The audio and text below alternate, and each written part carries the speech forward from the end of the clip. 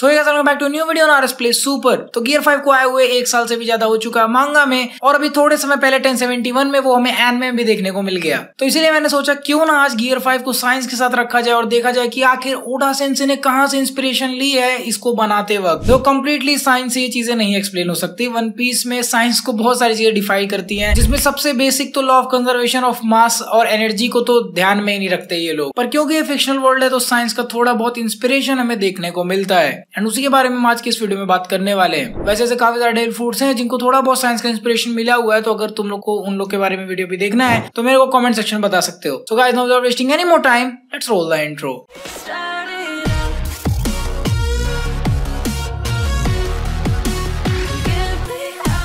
Video को start करने से पहले मेरे पास एक बहुत ही इंपॉर्टेंट चीज है जो कि मैं तुम लोगों से शेयर करना चाहता हूं। तो अगर तुम एनिमे या मार्वल के फैन हो, तुमने जरूर किसी न किसी ऐसे पॉइंट पे सोचा होगा कि काश हमारे देश में भी ऐसा कुछ होता जिसको तुम प्राउडली शेयर कर पाते। तो आज मैं तुम्हारे लिए एक ऐसी अपॉर्चुनिटी लेके आया हूँ, एक ऐसी चीज जिसे तुम सपोर्ट करके उसे आगे बढ़ा सकते हो। फॉरबिडन वर्ड्स इंडिया का एक ऐसा ओरिजिनल कॉमिक है जो कि तुम्हारा अटेंशन और टाइम डिजर्व करता है। इनकी टीम जो कि इंडिया में फुल्ली इस कॉमिक को बना रही है, उन्होंने हिम्मत की है देश में कुछ हटकर लाने की, लेकिन कंटेंट भी तो मैटर करता है ना। खैर, अभी तक इसका सिर्फ फर्स्ट ही चैप्टर आया है और ये अभी से बहुत ज्यादा इंटरेस्टिंग बन चुका है। इसकी स्टोरी कवर करती है एक ऐसे वर्ल्ड को जहां पर 4 अलग अलग क्लैंस रहते हैं, और इस अनोखी दुनिया में एक ऐसा पोर्टल एग्जिस्ट करता है जिसको अगर कंट्रोल कर लिया जाए तो ये तुम्हें यूनिवर्स से जोड़ सकता है। इंटरेस्टिंग कॉन्सेप्ट है ना, लेकिन अगर सिर्फ कॉन्सेप्ट इंटरेस्टिंग हो तो काम नहीं चलता। इनका आर्ट स्टाइल बहुत यूनिक है, उनके पेजेस की क्वालिटी भी टॉप क्लास है। तुम चाहो तो ये वीडियो एक बार पॉज करके देख भी सकते हो। इनका कैरेक्टर और इनकी दुनिया कितनी ज्यादा डिफरेंट और डाइवर्स है। देखो, आज के टाइम में ये हमें वो ऑफर कर रहे हैं जिसकी इंडिया को सख्त जरूरत है, वो है ओरिजिनल राइटर्स और उनकी इंटरेस्टिंग कॉमिक बुक्स। अभी इसका सिर्फ पहला चैप्टर आया और ये अमेजोन पे already one of the best selling comic book बन चुकी है, वो भी 4.8 स्टार रेटिंग के साथ। तो मैं यार तुम सभी से गुजारिश करूंगा कि सभी लोग मिलकर इन्हें सपोर्ट करो,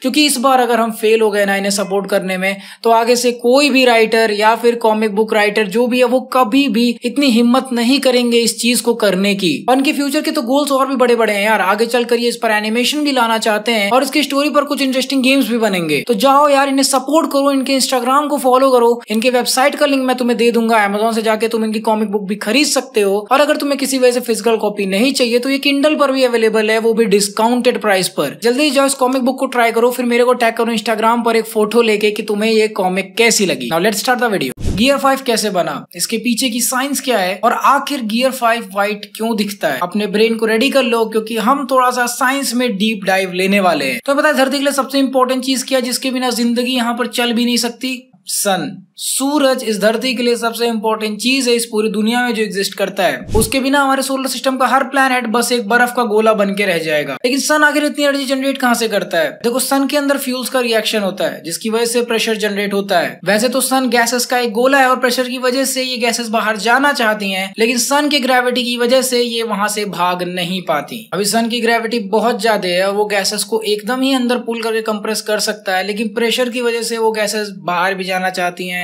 ग्रेविटी की वजह से अंदर भी आना चाहती है। तो काइंड ऑफ एक इक्विलिब्रियम बना होता है जिसकी वजह से सन हमारा स्टेबल रहता है। लेकिन तुम्हें तो पता ही है कि एक समय के बाद ये फ्यूल खत्म हो जाएगा, जिसके बाद हमारा सूरज और नहीं जल पाएगा, जिसकी वजह से अब प्रेशर जनरेट होना बंद हो जाएगा, जो कि बहुत जरूरी था। और अब ये जो गैसेस है वो ग्रेविटी को ओवरकम नहीं कर पाएंगी और अंदर सेंटर की तरफ कंडेंस होने लगेंगी, जिसकी वजह से हमारा सन जो है वो कोलैप्स कर जाएगा। धीरे धीरे उसके ऊपर के कुछ लेयर्स भी खत्म हो जाएंगे और उसका बहुत सारा मास ग्रेविटी की वजह से सेंटर में ही घुसा चला जाएगा, और लास्ट में बचेगा एक छोटा सा गोला जो कि ओरिजिनल साइज से बहुत कम था, और इसे ही हम कहते हैं व्हाइट ड्वार्फ। और एक व्हाइट ड्वार्फ बनने का मतलब है कि सूरज अब मर चुका है। इसकी ग्रेविटी और मास तो सेम रहता है, बट धीरे धीरे समय के साथ ये ठंडा होता जाता है। तो अब चलो जरा इसको हम लूफी से थोड़ा रिलेट करते हैं। तो तुम्हें पता है कि लूफी गियर 5 में कैसे बदला था? जब वो काइडो के हाथ नियर डेथ एक्सपीरियंस में गया था, और ये बिल्कुल वैसा ही सेम है जैसे ऊपर हमारा स्टार मरा था। और ये ऊपर का लेयर निकलने वाला कॉन्सेप्ट भी हमने देखा था जब लूफी के चेहरे के ऊपर हम कुछ पिघलता हुआ देखते हैं। एंड फाइनली हमें देखने को मिला लूफी का गियर 5, जो कि एक्चुअली में एक व्हाइट ड्वार्फ जैसा दिखता है। अब व्हाइट ड्वार्फ की लाइफ तो बहुत लंबी होती है, क्योंकि अभी तक साइंटिफिकली कोई भी व्हाइट ड्वार्फ मरते हुए रिकॉर्ड नहीं किया गया है, लेकिन फिर भी वो समय के साथ धीरे धीरे फेड होते रहते हैं। अब व्हाइट ड्वार्फ जो है उसके पास हाईली एनर्जेटिक इलेक्ट्रॉन्स होते हैं। अब ऐसा नहीं है कि एक व्हाइट ड्वार्फ मरा हुआ स्टार है तो उसके पास अपनी एनर्जी नहीं है, वो भी अच्छा खासा लाइट इमिट करता है, और इसका बेसिकली 2 आउटकम निकलता है। अगर वो अपने इलेक्ट्रॉन्स के प्रेशर्स को स्टेबल रखता है तो वो व्हाइट ड्वार्फ रहेगा, लेकिन अगर वो इसमें फेल कर गया तो आगे चल के वो एक न्यूट्रॉन स्टार या फिर एक ब्लैक होल बन जाएगा। दूसरे केस में जब एक व्हाइट डॉर्फ दूसरे किसी स्टार का चक्कर लगाने लगता है तो धीरे धीरे उसकी गैसेस को अपनी तरफ खींचने लगता है एंड एक एक्सटेंट के बाद वो भी सुपरनोवा ब्लास्ट करके ब्लैक होल बन जाता है। लेकिन अब इसका गियर 5 से क्या रिलेशन है? देखो, हमें लूफी ने बताया था कि ये उसका पीक है और ये उसके पावर्स का एक्सटेंड है, लेकिन हम सबको पता है कि आगे आने वाले एनिमीज से वो इतनी आसानी से फाइट नहीं कर पाएगा। तो ये थोड़ा सा इंसाइट हो सकता है कि आगे चल के लूफी किस टाइप की पावर अप को हासिल कर पाएगा। तो जैसा कि मैंने तुम लोग को थोड़ी देर पहले बताया था कि जब एक व्हाइट डॉर्फ खुद को स्टेबल नहीं रख पाता तो या तो एक ब्लैक होल बन जाएगा या फिर एक न्यूट्रॉन स्टार। और हमने लूफी के साथ भी देखा था कि जब तक वो खुद को ड्रम्स ऑफ लिबरेशन के साथ सिंक में रखता है तब तक तो वो ठीक है, लेकिन जैसे ही उसका सिंक टूटा वो काफी ज्यादा कमजोर और बूढ़ा दिखने लगता है। बट क्या हो अगर वो हद से ज्यादा अनस्टेबल हो जाए और काफी ज्यादा बूढ़ा दिखने लगे टू द पॉइंट कि वो एक्चुअली में मर जाए, तो क्या वो मर जाएगा?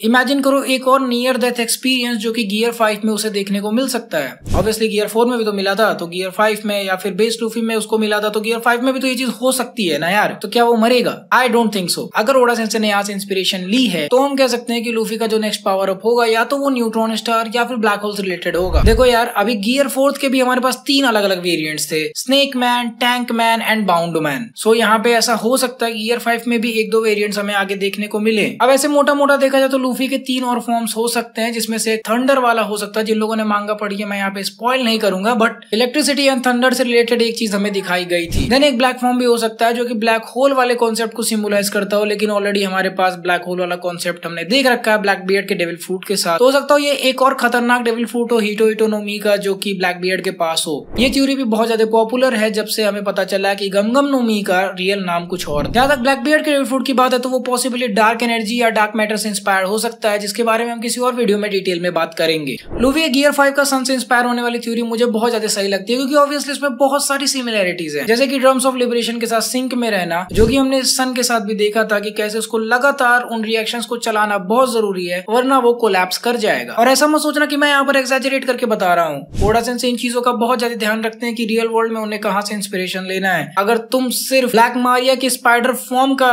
इंस्पिरेशन देखोगे ना, तुम्हें पता चलेगा एक ऐसी मकड़ी है जो कि एंशिएंट टाइम में एग्जिस्ट किया करती थी और जिसके बारे में डिटेल खोजना बहुत मुश्किल है आज के टाइम में। बट हाँ, वो बहुत खतरनाक मकड़ी हुआ करती थी अपने टाइम में, एंड उसके बारे में मैंने वीडियो बना रखी है, चैप्टर 1998 के रिव्यू देख लेना। और वैसे भी वन पीस में ऐसी कई सारी चीजें जो कि एक्चुअली में हमारे सेलेस्टियल वर्ल्ड से इंस्पायर्ड हैं। सेलेस्टियल ड्रैगन सी ले लो, इन सबके नाम अलग अलग प्लैनेट्स की तरह से दिखते हैं। किंग नेपच्यून हो गया, प्लूटोन हो गया, देन देयर इज लूफी जो कि ऑलरेडी सन को रिप्रेजेंट करता ही है। हमारे पास मून से रिलेटेड बहुत सारे इंस्पिरेशंस हैं। तो ऐसी कई सारी चीजें जो कि ओडा सेंसेई सोलर सिस्टम से लेके वन पीस में इंप्लीमेंट करते हैं। और रही बात लूफी के फ्यूचर पावर्स की, तो वो हमें ऑलरेडी बता दिया गया है कि लूफी की एक्चुअल पावर्स उसकी इमेजिनेशन पे डिपेंड करती हैं। और रही बात लूफी के एक्चुअल पावर अप्स की, तो हमें ऑलरेडी बता दिया गया है, क्योंकि हमें पता है कि उसकी पावर्स उसकी इमेजिनेशन पे डिपेंड करती हैं। अब मैं ये नहीं बोल रहा कि वो रबर का नहीं है, लेकिन रबर का होने के बाद भी वो फायर के कुछ पावर्स को यूज कर पाता है, जो कि अगेन इस सन थ्योरी को काफी ज्यादा सपोर्ट करती है। आगे चल के लूफी का एक पॉसिबल पावर अप हो सकता है जो कि इन फायर पावर्स को और एक्सटेंसिवली यूज करे। तुम्हें क्या लगता है इस पूरे सिनेरियो के बारे में? ये तुम मुझे कमेंट सेक्शन में बता सकते हो। अगर वन पीस 5-6 साल और चलने वाला है तो एक और पावर अप तो लगेगा आई थिंक। आई होप आप लोग को मेरी ये वाली थ्योरी वीडियो पसंद आई होगी। यहाँ पे हमने साइंस को थोड़ा बहुत रिलेट करने की कोशिश की है और इंस्पिरेशन देखा है, ना कि इम्प्लीमेंटेशन। इंस्पिरेशन देखा ओडा सेंसेई का, जो कि उन्होंने इसमें डालने की कोशिश की है। अगर तुम्हारा दिमाग खुल गया और साइंस के बारे में या वन पीस के बारे में कुछ इंटरेस्टिंग चीज पता चला तो प्लीज वीडियो को लाइक कर दो, शेयर कर दो, भाई सब्सक्राइब भी कर दो, जाके इंस्टाग्राम पे फॉलो कर लो यार, प्लीज इंस्टाग्राम पे जाके फॉलो कर लो। And I will see you guys in the next video. So until next video, play on.